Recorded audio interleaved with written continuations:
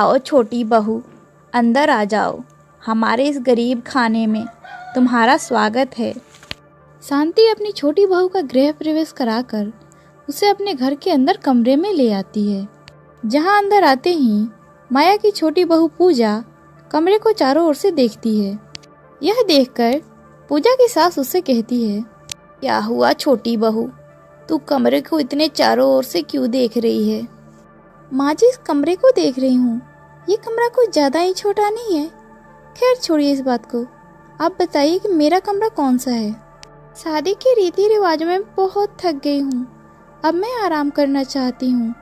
आप जल्दी से बता दीजिए मेरा कमरा कौन सा है। बहू, यही तेरा और तेरी जेठानी नीलम का कमरा है।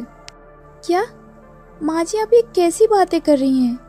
मेरी अभी अभी नई नई शादी हुई है और हम दोनों देवरानी जेठानी एक ही कमरे में भला कैसे रह सकती हैं? बहू, तुम तो जानती हो हमारे गरीबी को। पूरे घर में यही एक कमरा है, इसलिए जो है उसी में गुजारा करना पड़ेगा। मैं तो खुद ही रसोई में खाट लगा कर सोती हूँ। पूजा मुंह बनाकर उसी कमरे में बैठ जाती है। तभी शाम को उसकी जेठानी उसके लिए एक गिलास पानी लाती है। ये लो पूजा, तुम्हारे लिए पानी, और कुछ चाहिए होगा तो बोलना। फिर रात को देवरानी जेठानी एक ही कमरे में अपने अपने पतियों के साथ सो जाती हैं। कमरे की एक तरफ जेठ जेठानी और दूसरी तरफ देवर देवरानी, इसी तरह वो लोग सो जाते हैं। अचानक रात को गंदी बदबू आती है, जिससे पूजा की आंखें खुल जाती हैं। ये गंदी बदबू कहाँ से आ रही है? ऐसा लगता है कि कमरे में बिल्ली पोटी करके चली गई है। वह कमरे में इधर उधर देखती है, लेकिन उसे कुछ भी दिखाई नहीं देता। कुछ देर बाद उसकी जेठानी उठती है और जोर से गैस छोड़ती है। ओहो, तो सारा किया धरा इन्हीं का है। इन्होंने जरूर मूली के पराठे खाए होंगे। मूली के पराठे खाकर इन्होंने मेरा जीना हराम कर दिया है। ये जेठानी तो आइटम बम छोड़े जा रही हैं। इन्हें तो जरा भी शर्म नहीं आ रहा है। ये भगवान, मैंने क्या क्या सपने देखे थे अपने सुहागरात को लेकर। सुहागरात वाले दिन भी कुछ नहीं हो पाएगा, ऊपर से ये बदबूदार गैस सूंघना पड़ रहा है। ये भगवान, क्या क्या मुझे दिन देखने पड़ रहे हैं। तभी जेठानी की आंखें खुल जाती हैं और वह पूजा से कहती है, अरे क्या हुआ देवरानी जी, आप अभी तक सोई नहीं? आप इतनी बदबूदार गैस छोड़ रही हैं, उस पर नींद कैसे आएगी? और ऊपर से ये मच्छर कानों में गीत गुनगुना रहे हैं। तुम तो जानती हो देवरानी जी, मैं प्रेग्नेंट हूँ और ऐसे में गैस होना तो आम बात है। चलो अब जल्दी से सो जाओ, सुबह जल्दी उठना है। अपनी तकदीर को कोसते हुए पूजा सो जाती है। फिर अगली सुबह पूजा की मुँह दिखाई का रस्म होता है, इसलिए मोहल्ले की सारी औरतें आती हैं। बहू तो बिल्कुल चाँद का टुकड़ा है। जैसे बड़ी बहू ने हमें खुशखबरी सुनाई है, तू भी जल्दी से हमें खुशखबरी सुना दे। क्या खुशखबरी सुना दूं? शादी के पहले ही दिन से हम लोग अपने जेठ जेठानी के कमरे में सो रहे हैं, ऊपर से इन्हें खुशखबरी सुननी है। प्राइवेसी नाम की तो कोई चीज ही नहीं है यहाँ पे। इसी तरह कुछ दिन बीत जाते हैं। एक दिन नीलम अपनी मम्मी से बात कर रही थी, तो वहीं दूसरी तरफ पूजा भी अपने बहन से बात कर रही थी। दोनों एक ही कमरे में थी, इसीलिए दोनों में से किसी की भी बातें फोन पे सही से नहीं हो पा रही थी। ओहो, क्या मुसीबत है, अब तो फोन पे भी ठीक से बात नहीं कर सकते। ओहो देवरानी जी, इतनी ही परेशानी हो रही है तो बाहर आंगन में चली जाओ ना। मैं क्यों जाऊँ आंगन में धूप में, आप ही चली जाओ ना। तुमसे तो बात करना ही बेकार है। इतना कहकर नीलम वहाँ से चली जाती है। जब वह वापस आती है तो देखती है कमरा पूरी तरह से बिखरा पड़ा है। कमरे का सारा सामान यहाँ वहाँ पड़ा हुआ है। देवरानी जी, ये क्या है, आपने पूरा कमरा फैला दिया, और ये गीली तौलियाँ, इसे मेरे बिस्तर पे क्यों डाल दिया? जेठानी जी भूलिए मत, ये सिर्फ आपका कमरा नहीं है, ये मेरा भी कमरा है, और मुझे यहाँ पर कैसे रहना है इसके लिए मुझे किसी की सलाह की जरूरत नहीं है। जिसके बाद गर्भावस्था में भी जेठानी ही अकेले पूरे कमरे को साफ करती है। ऐसे ही कुछ दिन बीतते हैं और जेठानी की डिलीवरी का समय पास आ जाता है। इसीलिए उसकी सास उसकी गोद भराई का रस्म रखती है, जिसके लिए नीलम शीशे के सामने खड़ी होकर तैयार हो रही थी, जिसे देखकर उसकी देवरानी कहती है, जेठानी जी, अगर आपका श्रृंगार हो गया हो तो आप आगे से हट जाइए, मुझे भी तैयार होना है। गोद भराई मेरी है तो पहले मुझे अच्छे से तैयार हो जाने दो, तुम बाद में तैयार हो जाना। ओहो, क्या मुसीबत है। जब से यहाँ पर आई हूँ तब से बाथरूम से लेकर हर एक चीज यहाँ पर तो एक ही है। न जाने मुझे कब तक ऐसे हर एक चीज के लिए कॉम्प्रोमाइज करना पड़ेगा। हाँ तो मैं कौन सा चैन से जी रही हूँ। पहले मैं कितने आराम से अपने कमरे में रहती थी, लेकिन जब से तुम आई हो मेरे कमरे का तो हुलिया ही बिगड़ गया है। सारा कमरा गंदा करके रखती हो। रहती तो तुम भी इसी कमरे में हो, लेकिन सफाई अकेले मैं ही करती हूँ।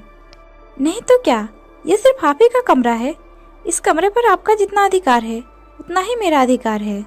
बातों ही बातों में बात इतना आगे बढ़ जाता है कि दोनों के बीच झगड़ा हो जाता है और गलती से पूजा के हाथ से नीलम को धक्का लग जाता है, जिससे वो गिरने ही वाली होती है।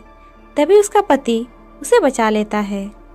भगवान का लाख लाख शुक्र है कि तुम गिरने से बच गई, नहीं तो राम जाने आज क्या हो जाता। अगर मेरा बेटा सही टाइम पर यहाँ ना आया होता तो चोट लगने के कारण इस नन्ही सी जान को कुछ भी हो सकता था। अरे तुम दोनों को अपना ना सही, लेकिन इस आने वाले छोटे से बच्चे के बारे में तो सोचा होता। मैं मानती हूँ कि एक कमरा होने के कारण तुम दोनों को परेशानियाँ हो रही हैं, लेकिन इसका मतलब ये नहीं है कि तुम दोनों हाथापाई पे उतर आओ। तुम दोनों तो जानती हो कि हम अभी गरीब हैं, इसलिए हम कमरा नहीं ले सकते, लेकिन मेरे दोनों बेटे रात दिन मेहनत कर रहे हैं। अपनी सास की बातें सुनने के बाद दोनों बहुओं को अपनी गलती का पछतावा होता है और वह अपने सास से कहती हैं, माँ जी हमें माफ़ कर दीजिए, आगे से ऐसी कोई भी गलती नहीं होगी। हाँ माँ जी, पूजा सही कह रही है, आप हमें माफ़ कर दीजिए, आगे से हम ऐसा कुछ भी नहीं करेंगे। अरे आप दोनों चिंता मत कीजिए, हमने ज़मीन ले ली है और बहुत जल्द हम उस पर 3 कमरे भी बनवा देंगे। हाँ छोटा सही कह रहा है, हमने ज़मीन ले ली है, हम उस पर बहुत जल्द कमरे भी बनवा देंगे। हमने सोचा था कि आप तीनों को हम सरप्राइज देंगे। यह सुनकर तीनों सास बहू बहुत ही खुश होती हैं। इसी तरह दिन बीतते हैं और देवरानी जेठानी एक दूसरे के साथ घुलने मिलने लगती हैं। अब उनके बीच एक कमरे को लेकर झगड़ा भी खत्म हो जाता है। कुछ दिनों बाद उनका घर भी बनकर तैयार हो जाता है, जिसमें वो लोग अलग अलग कमरे में खुशी खुशी रहने लगते हैं। अंजलि और सपना 2 सगी बहनें थीं। दोनों बहनें गरीब घर से थीं, इसलिए उनके माता पिता ने अच्छा रिश्ता मिलते ही 2 सगे भाइयों से उनकी शादी कर दी। शादी के अगले ही दिन से दोनों बहनों ने घर की सारी जिम्मेदारियां बहुत ही अच्छी तरीके से संभाल ली। दीदी, मैं बहुत ही खुश हूँ कि हम दोनों बहनों की शादी एक ही घर में हुई है। हम पहले भी साथ रहते थे और अब भी साथ रह रहे हैं। हाँ मेरी छोटी बहन, हम दोनों को कोई अलग नहीं कर सकता। दोनों बहनें सारा काम एक साथ ही करती और एक दूसरे से बहुत सारी बातें करती। उन्हें हंसता खेलता देख एक दिन उनकी सास सोचने लगी, ये मुझसे बहुत बड़ी गलती हो गई जो 2 बहनों को अपनी बहू बनाकर ले आई। जब देखो दिन भर खुसुर फुसुर करती रहती हैं। ऐसे ही कुछ दिन बीत गए और एक दिन सपना ने अंजलि से कहा, दीदी आज राहुल जी की ऑफिस पार्टी है, इसलिए मैं उनके साथ जा रही हूँ। आप घर का सारा काम देख लेना। ठीक है, कोई बात नहीं, तुम पार्टी एंजॉय करने जाओ। सपना के जाने के बाद सरला देवी ने देखा रसोई में ढेर सारे जूठे बर्तन पड़े हुए हैं। उसके लिए यही सही वक्त था दोनों बहनों में दरार डालने का। अरे अंजलि, देख तो सपना सारे बर्तन वैसे ही छोड़कर चली गई है। अब तो तुझे ही सारे बर्तन धोने पड़ेंगे। अब तू कभी धोएगी और बाकी काम करेगी, फिर खाना बनाएगी। वो महारानी तो पार्टी एंजॉय करने चली गई है, अब तू घर पे सारे जूठे बर्तन घिसेगी। वो चाहती तो तुझे भी साथ ले जा सकती थी। माँ जी, वो देवर जी के साथ ऑफिस पार्टी में गई है, भला वहाँ मेरा क्या काम। हाँ हाँ, चल उसकी तरफदारी करना बंद कर और काम पे लग जा। ऐसे ही दोनों बहनें सरला देवी की बातें एक कान से सुनती और दूसरे कान से निकाल देती। ऐसे ही समय बीता और राहुल की नौकरी चली गई।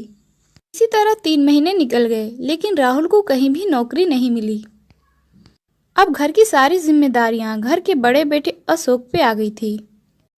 ऐसे ही एक दिन सपना अंजलि के पास आई और बोली, दीदी मेरा शैम्पू खत्म हो गया है, क्या मुझे थोड़े से पैसे मिलेंगे शैम्पू लाने के लिए? सपना, तुम मेरे शैम्पू से बाल धो लो, मेरे पास पैसे बचते ही कहाँ हैं, सब तो घर खर्च में लग जाते हैं। मेरा तो खुद नारियल तेल खत्म हो गया है, तो मैं सरसों तेल लगा लेती हूँ। सपना उदास होकर वहाँ से चली जाती है। फिर सरला देवी अंजलि के पास आती है और कहती है, मेरा बड़ा बेटा अकेले ही घिस रहा है और इस महारानी को शैम्पू चाहिए। शैम्पू लगाने का इतना ही शौक है तो कोई काम धाम क्यों नहीं शुरू कर लेती। एक की कमाई से घर नहीं चल रहा था, इसलिए घर में परेशानी बढ़ रही थी। अब अंजलि को भी अपने सास की बात सही लगने लगी। उसका पति घर चलाता था, इसलिए अंजलि भी घर के कामों से काम चोरी करने लगी। ऐसे ही एक रोज, दीदी चाय पत्ती खत्म हो गई है, मैं कैसे चाय बनाऊं? क्या तेरे पति के पास इतना भी सेविंग नहीं है कि 100 रुपया खर्चा कर सके? हम कब तक यूं ही दूसरों का बोझा ढोते रहेंगे? आगे हमारा भी तो परिवार बढ़ेगा, हमें भी तो कुछ सोचना है और बचत करना है। अपनी बहन की बातें सपना को दिल पर लग गई, इसीलिए वो रोते हुए अपने पति के पास गई और उसे सारी बातें बताई। भाभी भी तो सही कह रही है सिमरन, आखिर वो कब तक हमें मुफ्त की रोटियां खिलाते रहेंगी। अब हमें भी कहीं काम ढूंढना होगा, लेकिन कहीं नौकरी मिल भी तो नहीं रही। हम दोनों एक काम कर सकते हैं, हम दोनों पढ़े लिखे हैं, तो क्यों ना हम बच्चों को ट्यूशन पढ़ाने का काम शुरू करें। वैसे भी यहाँ आसपास कोई ट्यूशन देने वाला भी नहीं है। फिर दोनों पति पत्नी ने बच्चों को ट्यूशन पढ़ाना शुरू कर दिया, जिससे उन्हें काफ़ी अच्छी आमदनी होने लगी। फिर अपनी पहली कमाई सपना ने अपनी बहन को देते हुए कहा, दीदी ये लो हमारी पहली कमाई, अब इससे हम घर का राशन ले आते हैं। आप मुझसे नाराज होती हो तो कुछ भी अच्छा नहीं लगता दीदी। क्या हम दोनों बहनें पहले की तरह नहीं रह सकते? देवरानी जिठानी बनकर नहीं, बल्कि बहनें बनकर। मैंने कब तुम्हें अपनी देवरानी समझा है मेरी छोटी बहन? माना कि हम दोनों का ससुराल एक ही है, लेकिन अगर मैं तुम्हारे साथ गलत व्यवहार नहीं करती तो तुम कैसे अपने अंदर छुपे हुनर को पहचान पाती? ये सब तो मैंने इसलिए किया ताकि तुम अपने पैरों पे खड़े हो सको। मैं अपने किए हुए व्यवहार के लिए तुमसे माफ़ी मांगती हूँ। मैं आज भी तुम्हें उतना ही प्यार करती हूँ जितना पहले करती थी।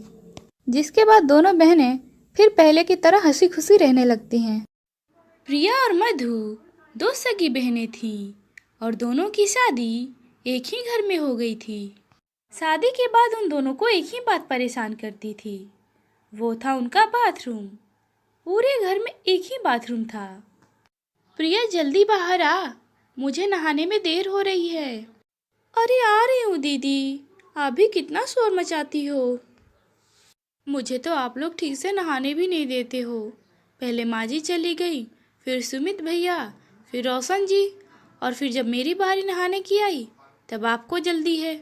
क्या करूँ प्रिया, रोज़ तो हम दोनों की यही दिक्कत है। अच्छा अब मैं नहा कर आती हूँ। दीदी जरा जल्दी नहा कर आना, तब तक मैं तैयार होने जा रही हूँ। इतने में ही उन दोनों की सास विमला वहाँ पर आती है। अरे प्रिया बहू, तू अभी तक तैयार नहीं हुई, पंडित जी आते ही होंगे। और मधु कहाँ है? माँ जी वो दीदी अभी नहाने गई हैं। तुम दोनों बहनों का यही दिक्कत है, जब भी देखो बाथरूम में घुसी रहती हो। उससे कहो कि जरा जल्दी करे। तुम दोनों जल्दी तैयार होकर नीचे आ जाओ, पंडित जी अभी आने ही वाले होंगे। क्या करें माँ जी, घर में तो एक ही बाथरूम है, अगर आप दूसरा बाथरूम बनवा देती तो सारे काम जल्दी हो जाते। तुम दोनों एक ही बाथरूम पे अटकी रहती हो, एक बाथरूम है एक बाथरूम है, खुद तो नहाना धोना जल्दी करती नहीं हो और कमी बाथरूम की ही है। एक बाथरूम से काम चल रहा है ना, देखेंगे जब दूसरे बनवाने की ज़रूरत होगी तो। इस बात को लेकर उन दोनों सास बहू में पहले भी बहस हो चुकी थी।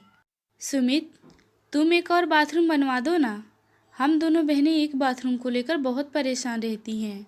माँ जी तो अपना बाथरूम यूज करने ही नहीं देती हैं और इस बात को समझती भी नहीं है कि हम दोनों बहनों को एक बाथरूम यूज़ करने में कितनी परेशानी होती है।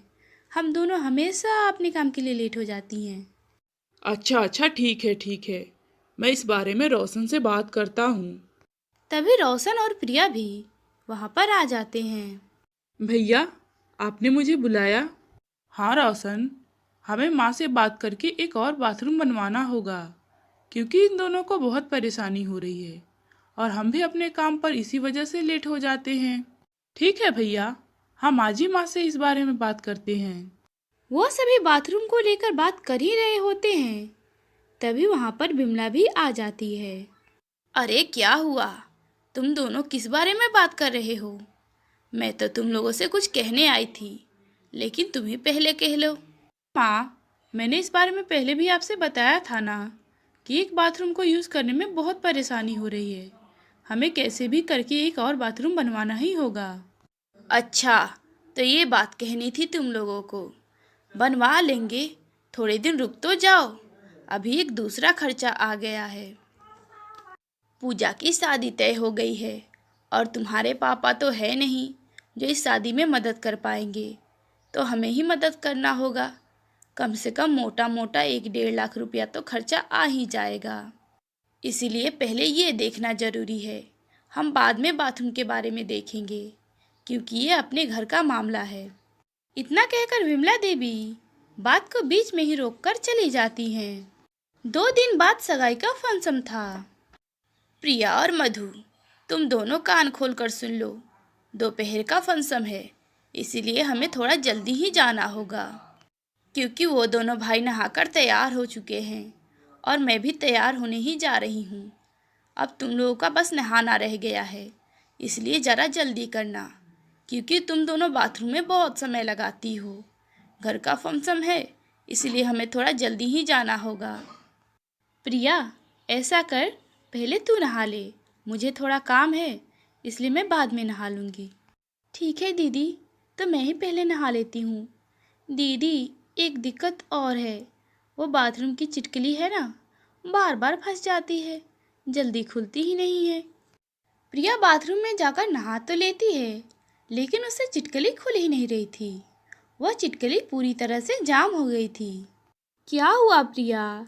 तू कब से नहाने गई है और अभी तक नहीं आई? अरे यार जल्दी कर, मुझे भी नहाना है। क्या करूँ दीदी, ये चिटकनी खुल ही नहीं रही है। मेरे तो हाथ में दर्द हो गया है, ये पूरी तरह से जाम है। अरे क्या हुआ मधु? मैं कब से देख रहा हूँ तुम दरवाजे पर ही खड़ी हो। प्रिया अभी तक नहाकर बाहर नहीं आई। प्रिया नहा चुकी है, लेकिन उसे चिटकली खुल ही नहीं रही। बोल रही है कि बहुत जाम चल रहा है। अरे प्रिया, जोर से झटका देकर खोलने की कोशिश करो, खुल जाएगी। अरे, तुम दोनों अभी तक तैयार नहीं हुई, तो नहाने के लिए ही दरवाजे पर खड़ी है। हे भगवान, 11 तो यहीं पर बज गए हैं। अब क्या शाम को फंक्शन के लिए चलेगी? माँ जी, हम कब से बोल रहे हैं कि 2 बाथरूम बनवा दो, लेकिन आप सुनती ही नहीं हो। प्रिया बाथरूम में ही फंसी पड़ी है, उससे चिटकली खुल ही नहीं रही। प्रिया, जोर से झटका दे और खोलने की कोशिश कर, खुल जाएगी। नहीं खुल रही है दीदी, क्या करूं? मेरा तो दम घुटा जा रहा है। देख, तू तसल्ली से खोलने की कोशिश कर, खुल जाएगी। नहीं दीदी, ये नहीं खुल रही है, मैं बहुत कोशिश कर चुकी हूँ। प्रिया घबरा कर रोने लगती है और उसकी रोने की आवाज़ सुनकर मधु भी बाहर रोने लगती है। अरे देखो, तुम दोनों रोना धोना बंद करो। प्रिया बहू, देख अंदर ही कोने में तेल की शीशी रखी हुई है, तू उठाकर उसे थोड़ा सा चिटकनी पर डाल दे। प्रिया तेल को उठाकर चिटकनी पर डाल देती है, जिससे चिटकनी का जाम खुल जाता है और वह बाहर आ जाती है। प्रिया पसीने से पूरी तरह से भीग चुकी थी और वह बहुत घबराई हुई थी। उसकी ऐसी हालत को देखकर विमला देवी को अपनी गलती का एहसास हो जाता है। मुझे माफ़ कर दो बहुओं, ये सभी दिक्कतें मेरी वजह से ही हो रही हैं। मैंने तुम दोनों को एक बाथरूम दे रखा है, तुम चिंता ना करो, मैं जल्द ही दूसरा बाथरूम बनवा देती हूँ और इसकी मरम्मत भी करवानी पड़ेगी। नहीं माँ जी, आप माफ़ी मत मांगिए, आप तो बस दूसरा बाथरूम बनवा दीजिए। फिर सभी तैयार होकर फंक्शन के लिए जाते हैं और अगले ही दिन जैसे ही फंक्शन ख़त्म होता है, तो विमला देवी अपने घर में पुराने बाथरूम की मरम्मत करवाती हैं और साथ ही घर में नया दूसरा बाथरूम भी बनवा देती हैं, जिससे वह दोनों बहनें बहुत ही ज़्यादा खुश थीं। और आगे चलकर उन दोनों को कोई भी प्रॉब्लम नहीं हुई, क्योंकि उनके घर का पुराना बाथरूम भी ठीक हो चुका था और घर में नया बाथरूम भी बन गया था।